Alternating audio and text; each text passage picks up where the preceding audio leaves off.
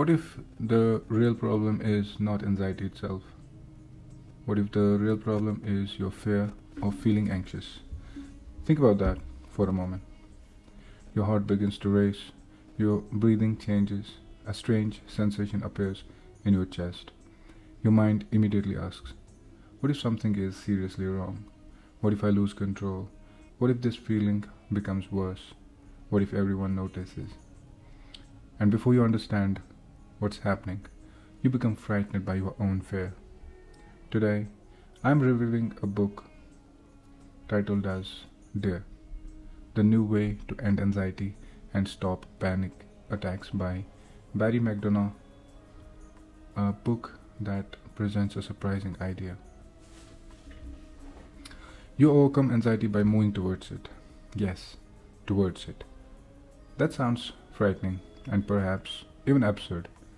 Why would you move towards something you desperately want to escape? Stay with me, because that question contains the most important lesson of this book. Anxiety can make an ordinary life feel like a continuous emergency.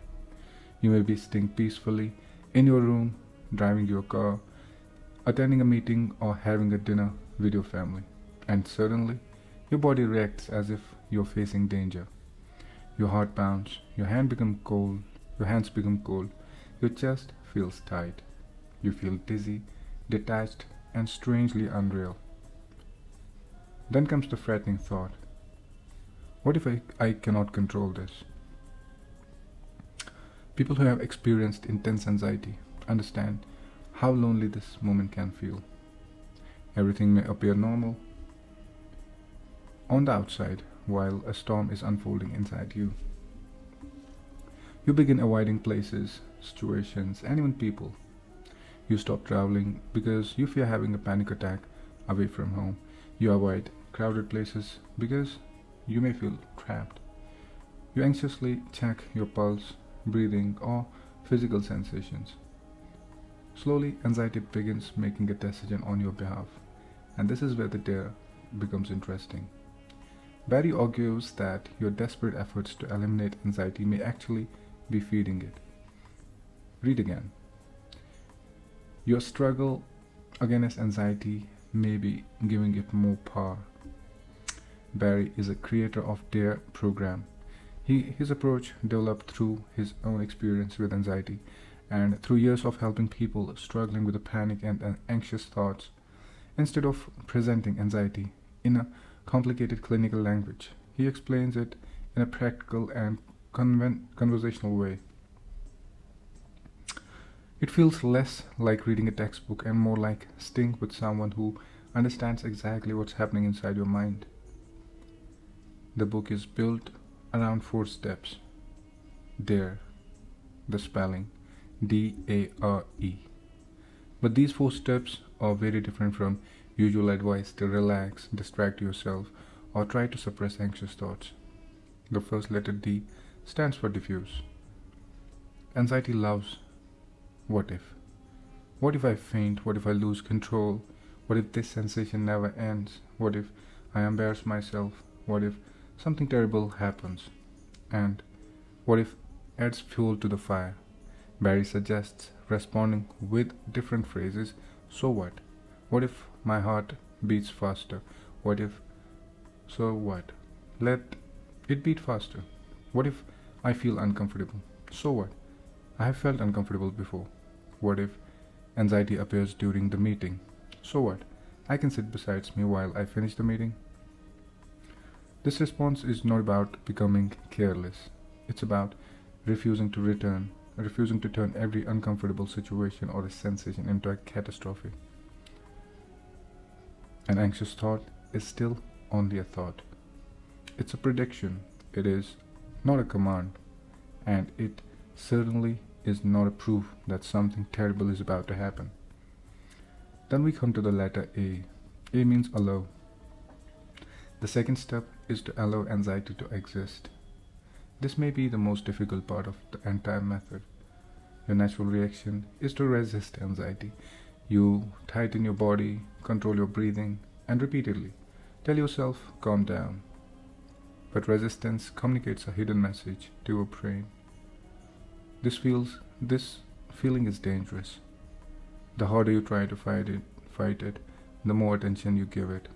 Barry asks you to say, I accept and allow the anxious feeling. You allow your heart to race. You allow the comfortable sensation to be present. You stop demanding that it disappears immediately. You are not surrendering to anxiety. You are surrendering to the struggle against it. There is a major difference. Imagine being caught in a strong current. If you panic and faint, every moment of the water will exhaust you. If you stop struggling, regain your balance, and move with awareness, the situation changes. The same principle applies here. Then we come to the word R, run towards. Now comes the most surprising step. Run towards anxiety. Instead of asking the feeling to leave, you invite it to become stronger. You may say, come on, anxiety, give me everything you have. That sounds frightening, but it interrupts the entire pattern. Anxiety accepts you to run away. Anxiety expects you to run away. When you turn around and move towards it, you teach your brain that sensation is uncomfortable rather than dangerous. There's an important difference between danger and discomfort. A racing heart can feel uncomfortable. A wave of fear can feel uncomfortable. An intrusive thought can feel uncomfortable. But discomfort can be experienced without allowing it to control your choices. You stop behaving like a prey and begin to behave like an observer. You become curious. How strong can this feeling actually become? And something strange often happens. When you genuinely ask anxiety to increase, it struggles to do so. Why? Because fear survives on resistance and avoidance. Your willingness to experience it removes part of the power. That's the open secret at the center of there. Freedom begins when you stop demanding immediate relief. Then we come to the letter E. E means engage. The final step is to engage with life. After acknowledging the anxiety, you return your attention to something meaningful. Continue the conversation, finish your work, walk into the shop, drive the car, drink the coffee, call your friend. The objective is not to remain seated and monitor whether the anxiety has disappeared. Constantly checking for relief keeps your attention fixed on the feeling. Instead, you carry the feeling with you and continue living. This is important because anxiety gradually makes your world smaller. First you avoid one place, then another, then one activity. Eventually your entire routine may revolve around staying safe. Engagement reverses the process. Every time you continue living in the presence of anxiety, you reclaim a small piece of your life. What I like about this book? What I like about there is its practical nature. The book does not merely tell you to think positive. It gives you a response that can be used during an actual anxious moment.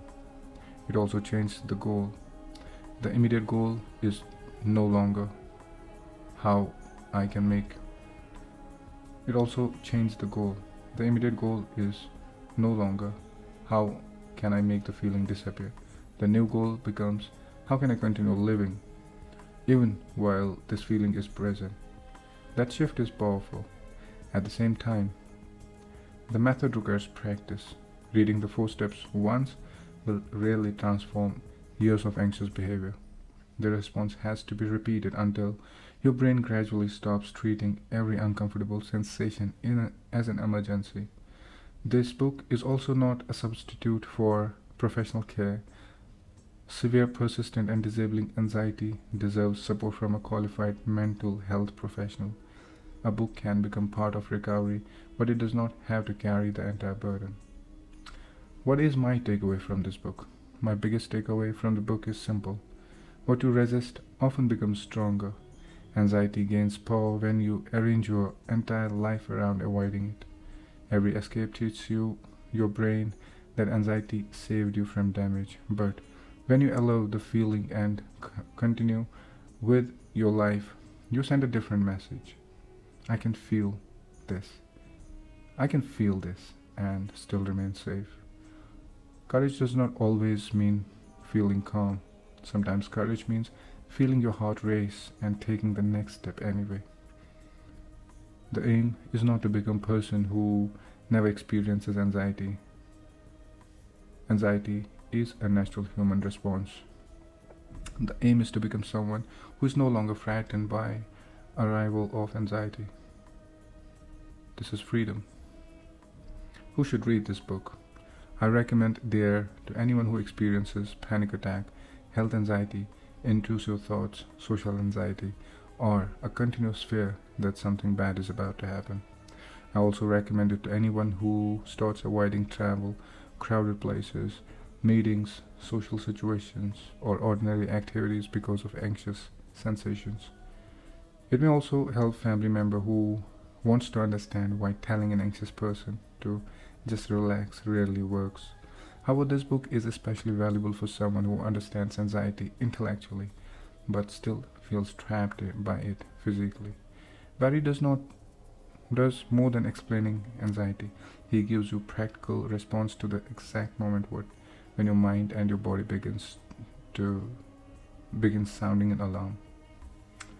The next time anxiety appears, perhaps you can try something different. Instead of saying, "Please go away," say, "You can stay, but I'm continuing with my life."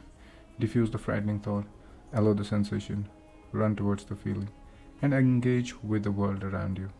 Anxiety may knock on your door. You can acknowledge it without handing over the keys of your life. This was my review for Dare by Barry McDonough. And if this episode reminds you of someone who is quietly struggling with anxiety, share it with them. Sometimes a new way of understanding fear can become the beginning of a freedom. I'm Sufi, and you are listening to Cafe X podcast. Keep reading, keep questioning, and keep moving towards life.